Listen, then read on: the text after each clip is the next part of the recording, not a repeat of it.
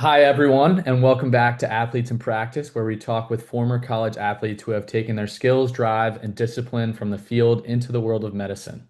I'm Hunter Engel, and today I'll be interviewing Dr. Rob Fitzgerald.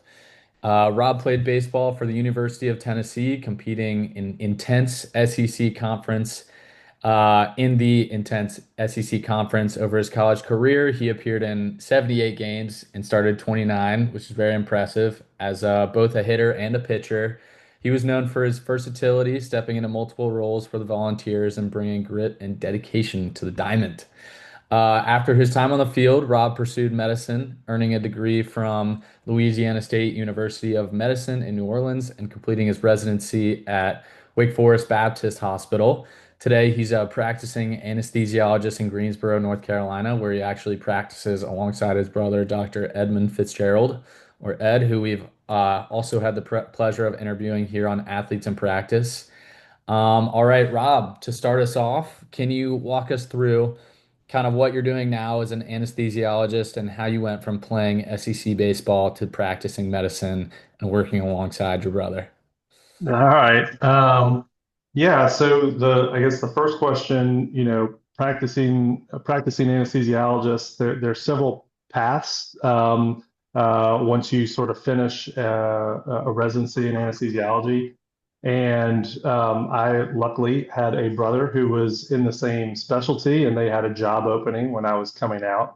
Hmm. And the path that I chose coming out was to try and continue to challenge myself and put all that education to good use. So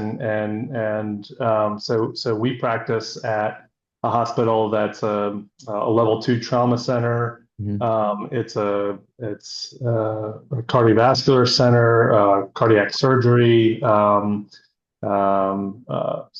of high acuity center. And so we do academic level type surgeries on, patients that are pretty sick.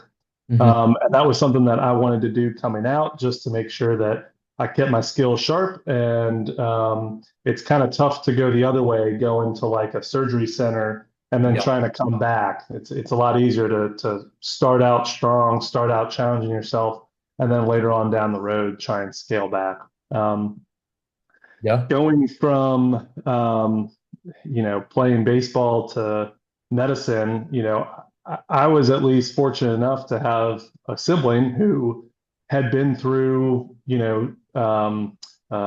college athletics, had, sort of set himself up for success during college, and then, kind of outlined a path that, could be repeated. And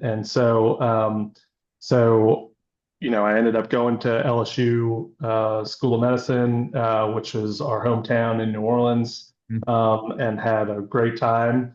But I honestly, I didn't think that I was going to go into anesthesiology, despite the fact that my brother was doing that same thing. And so I still kind of wanted to give every subspecialty or every specialty the benefit of the doubt. And I was pretty close to choosing either orthopedic surgery or urology at the same time. So in the end, it came down to the a lot of the people that I was around. I did an away rotation at Wake Forest, and that's where I really fell in love with the specialty from the faculty that was there. I had just such a great time that kind of made the decision easy for me. Hmm. That's super, super cool. And you were kind of talking about how you fell in love with it and that your brother had like a little bit of influence on you there. So you kind of grew up in a family full of athletes.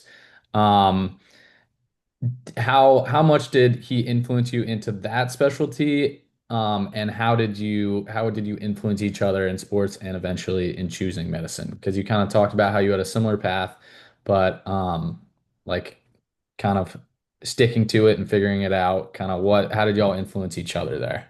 he didn't really influence me to choose anesthesiology. He was from the start kind of like, well, go see what you like, but also sort of keep in mind, you know, work-life balance, what you kind of want for your life, and lifestyle, and the good thing about anesthesiology is, I can't do anesthesiology from my house. I go to work and I take care of patients. I do all of my charting there, and then I come home and I don't have to do any additional charting. Mhm. There's aspects of like we are owners in a small business. We are a contracted group, and so there's additional work in terms of running the business of our practice. But no, he never really said, "Oh, you should definitely go into this." He really wanted me to kind of choose my own path. And As far as influencing in terms of sports, The our best dad was, yeah, at the New Orleans high schools. yeah. So our dad was our baseball and basketball coach. He coached high school sports for, I think, 40 years. He's like a New Orleans, Louisiana high school and college sports legend, both from his own sports performance history, playing two sports in high school and playing um, basketball for Tulane, two sports in college as well. But everyone played a sport. We grew up in a gym. We grew up on a field. I grew up riding the bus as, a lower schooler. And then, all three of my older siblings ended up getting college scholarships and going on to play sports at different colleges and big colleges. Mhm. Um, you know, I was the last one, and uh, that they all got full rides, and I actually ended up being a walk-on. I wasn't nearly as heavily recruited as the rest of them, and so I was an invited walk-on to Tennessee, and then ended up earning a partial scholarship later on down the road. But sports was kind of, everyone was sort of expected to work hard. And because we had a father who was in coaching and in sports and had access to gyms and fields and weight rooms, it was just kind of expected. And it Yeah. was also like a family bonding thing. Yeah. I'm also a proud walk-on as well. Yeah. I'm in the walk-on online. Yeah. We did not get any scholarships because I'm going to say it because they don't give them out, but um, yeah, Yeah. that happens. And so were you a pre-med student the whole time, like a pre-med student athlete the whole time? And then how did you kind of overcome like the challenges that came with that? Yeah, so when I first showed up to campus at Tennessee, they had academic advisors and for all the student athletes. And when I first met with my academic advisor to choose my classes, he actually kind of steered me away from a class load that I was thinking about doing. So I wanted to major in biology. At least that's what I thought I wanted to do. Yeah. And his recommendation was to kind of take an easier first semester and then ramp up if I did well. In hindsight, that probably wasn't the best idea because I lost a year of credits towards my major because baseball being in the spring, I took a light fall. You need you know, like biology for majors is the first year is split up into first semester, second semester. Well, if you miss the first semester, the second semester class, they don't Yep. really have it available for you. At least at Tennessee, they didn't. And Mhm. so I kind of lost a year of courses that were geared towards my major. Yeah. Um, and so I lost a little bit of time on that end. Um, and then I ended up getting a different academic advisor after I had done well. And she was kind of like, yeah, no, let's go for it. And, and so I ended up majoring in biochemistry. And and so I knew I wanted to at least try and go to med school, and ended up being successful at it. So at least at getting in. Excellent. Yeah. So was there a gap in between med school and college? And so like in that time, kind of what were you doing and how did that shape your path forward? Yeah, I had an interesting year in between. So once I got finished, I my first MCAT scores were not good enough to apply, and so I had to take it again towards the end of my last year at Tennessee. But you take it in the spring, those no one's gonna accept you until the following year. So I needed to do well on those MCATs in the spring. So I knew I was going to have a year. So I actually moved back to New Orleans and taught at my old school. Mhm. And I coached baseball with my dad for a year. And that was awesome. It was a great experience. I finally got to sort of be in the same city as my girlfriend, who ended up being my wife, becoming my wife. And so I moved back and I taught second grade math, and I coached baseball. And then on the side, I was doing baseball lessons for middle schoolers, high schoolers. That sounds kind of like what I'm doing. I'm doing a lot of little kid like kind of daycare lacrosse activity like Yeah. and it's with my old club team. So it's pretty funny just to kind of see like kids are probably going to be super good in the future, but they're a lot to handle right now. Yeah. Well, and it's easy to sort of, if that's something that you enjoy doing and you've done it for a while, Hmm. you can always jump into it and go do it, and it's fun. So why not do something fun while you're, trying to reach that goal? So. Yeah. So you said that there was kind of like a transition there. So you left baseball and you kind of jumped into medical school full time after that year. So what was it like? What was the transition like academically and personally? So it was a pretty big step up as far as academic load. I went really all out my first semester, and I would go to my classes in the morning. I would go home, I would have lunch, and I would kind of lock myself in a room for the rest of the day. Come Mhm. up for dinner, put in another hour or two at night, and that was pretty much every day. I mean, I would work out, I would go for jogs, I would go for walks. Mhm. I think I still had a decent sort of a decent enough social life, and you know, I played pickup basketball and things like that. But it was pretty intense, and um, I think having majored in biochemistry at Tennessee kind of set the stage for that. I think Mhm. my higher level courses in biochemistry were very similar as far as the studying demands. Um, but um, but it was just a long time that that I went that hard, and but it paid off because I did really well, and so had the ability to sort of choose residency programs and choose the specialty that I wanted to because I went that hard. Because you grinded.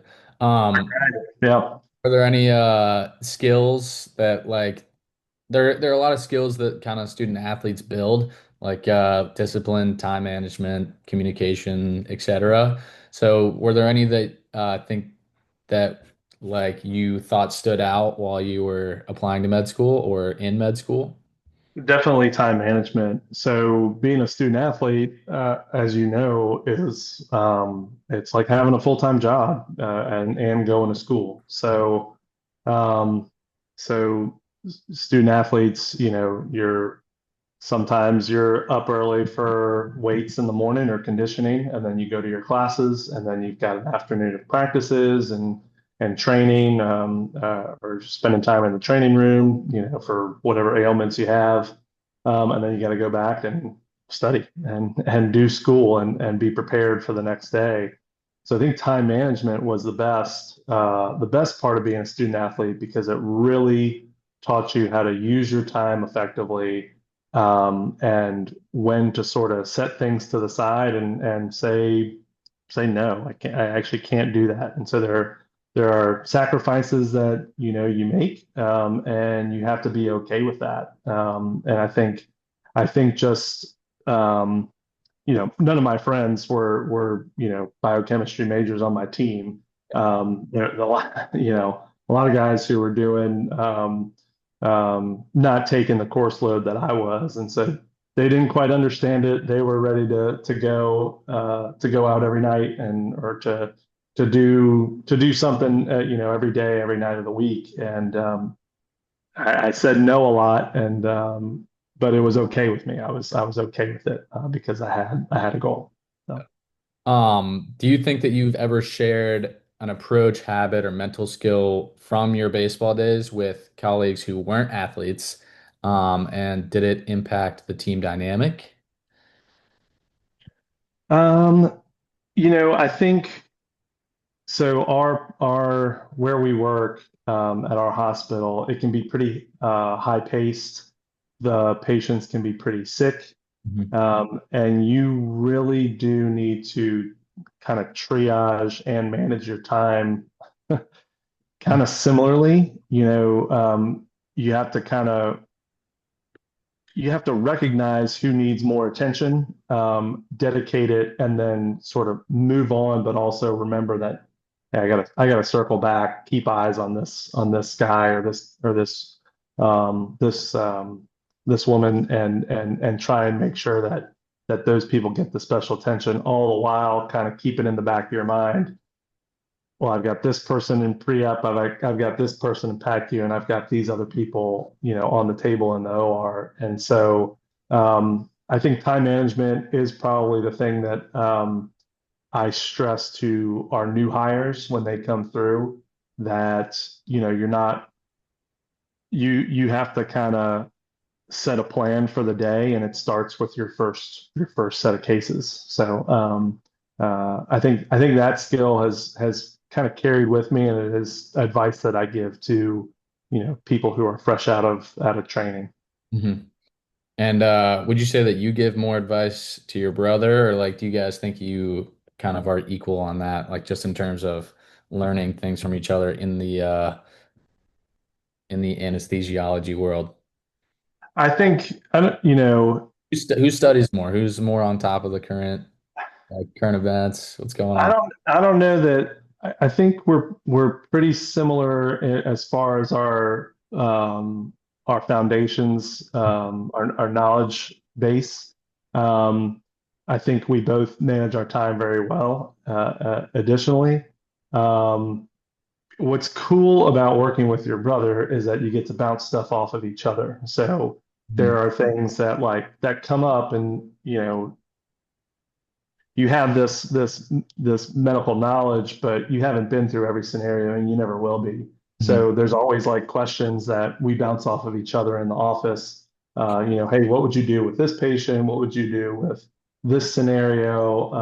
And so that part's really neat. I think we have very similar work habits, and I think you know. Uh, Time management and triaging are both things that we kind of do pretty well. Mhm. Yeah, that's super fair. So you're obviously very good at your job, and medicine kind of demands a lot of time, energy, emotional resilience, and stuff like that. Would you say that the passion that you had for playing baseball mirrors the passion that you bring to medicine?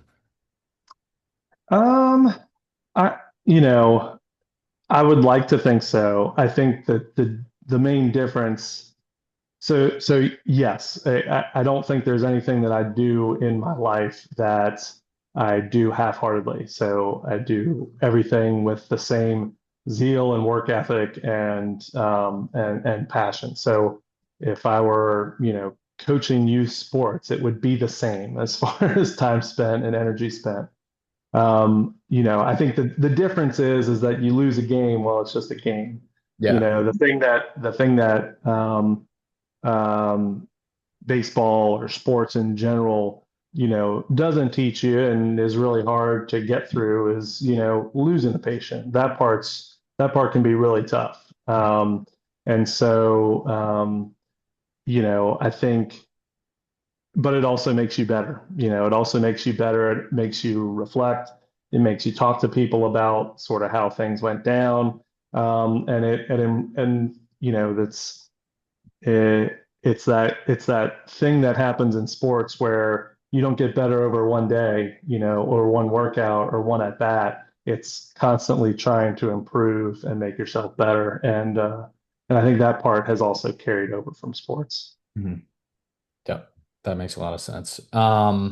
So I was gonna ask one kind of med school focused question and then kind of get into some deeper reflection type questions. So my med school question is kind of so med school can be competitive but also collaborative.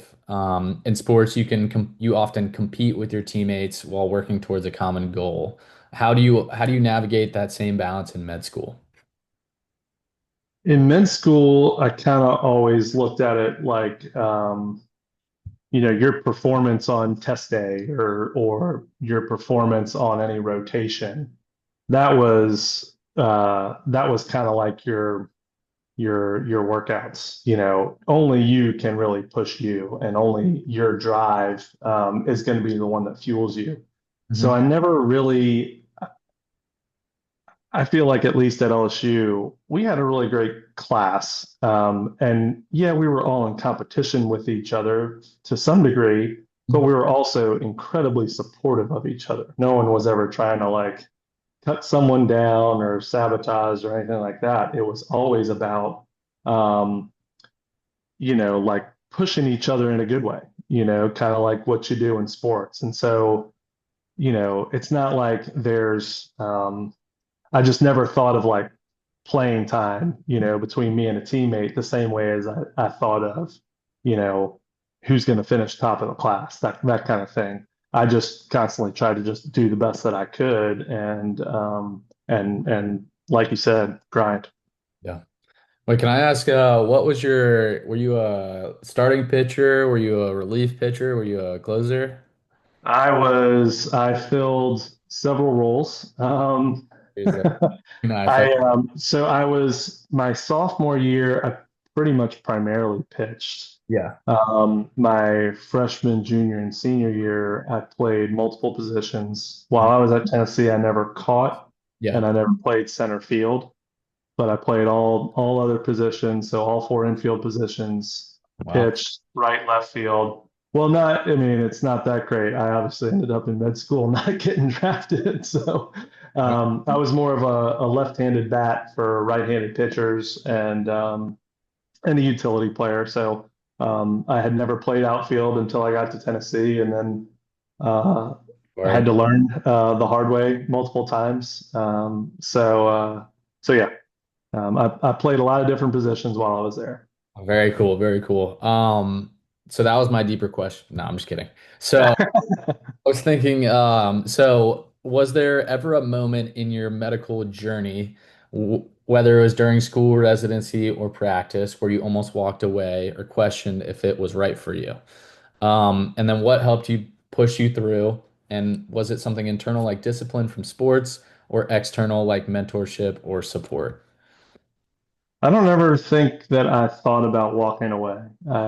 I mean, it was hard, don't get me wrong, but I kind of felt like, no, working hard was never an issue for me. And a lot of that came from my dad and my siblings and sports. Mhm. Um, I think being a walk-on, ironically enough, is one of the things where, you're not some highly touted recruit.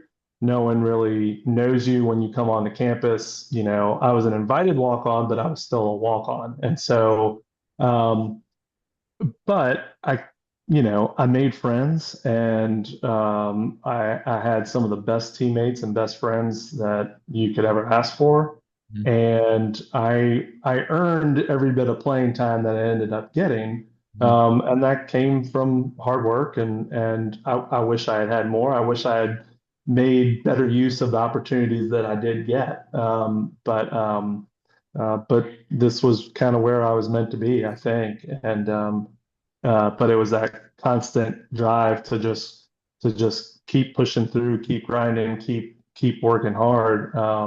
There was never I never thought about, quitting at Tennessee. I never thought about leaving Tennessee or transferring or anything like that. It was always like, no, these are the people I want to play with, and the coaches I want to play for, and I didn't want to be anywhere else. And that was kind of the same thing for med school.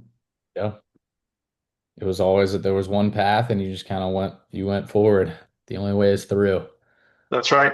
That's right. So it sounds like it didn't really feel like work.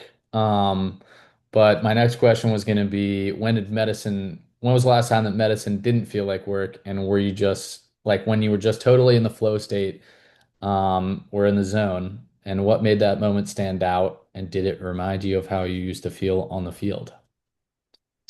There have been a couple of moments. I think like the stakes. I think the stakes once you get past the school and the residency, and you don't have an attending sort of helping you, someone that you can bounce questions off of, that the weight of each patient on the table, it kind of falls on you. Mhm. That is something that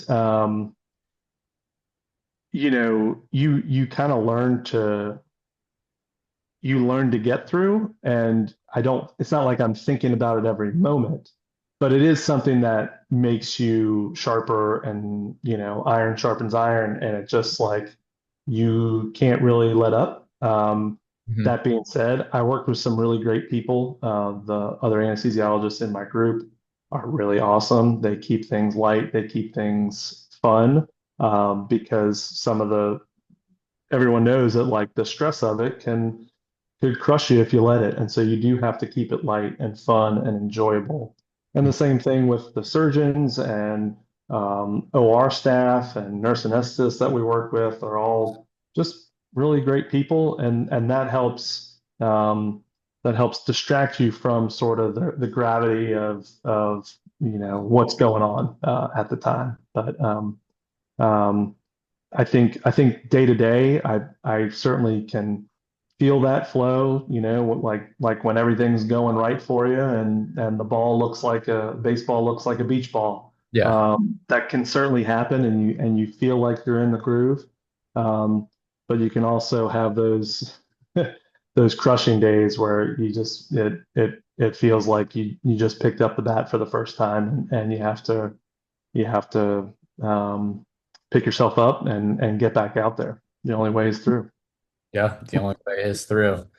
Um, So we all like even in a great career, we make trade-offs to stay on this path, like the medical path. So you were kind of talking about how your teammates might go out, but you were kind of used to saying no. So what makes the trade-offs worth it for you? I think, it's not like I lost friends because I said no. They were still my friends, and people who I would call up at a moment's notice for anything, and I hope they would do the same for me.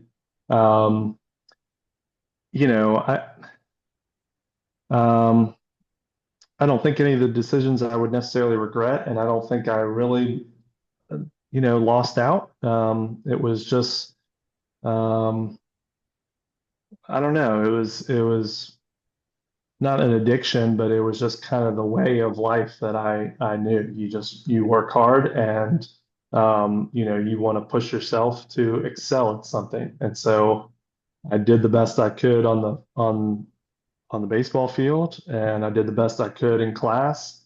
And before I went to college, my dad used to always say, um, there's your academic life, there's your social life, and then there's your athletic life.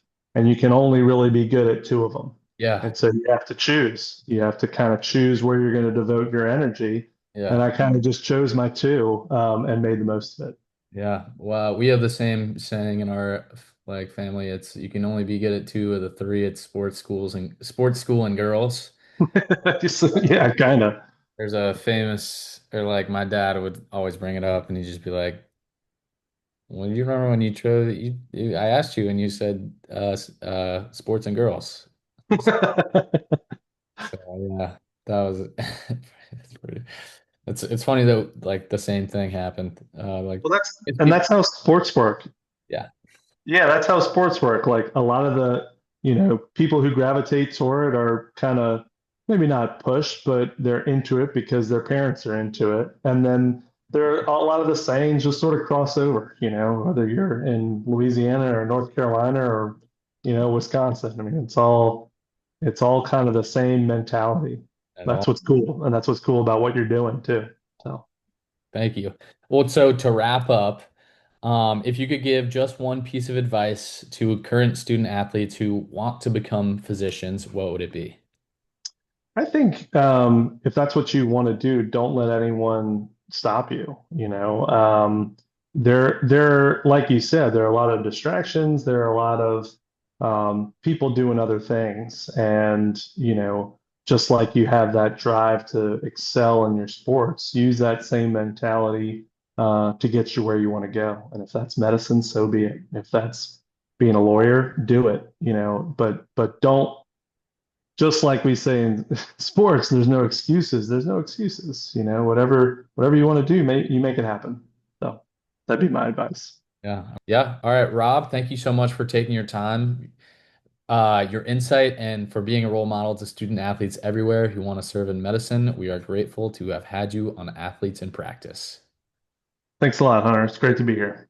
Thank you.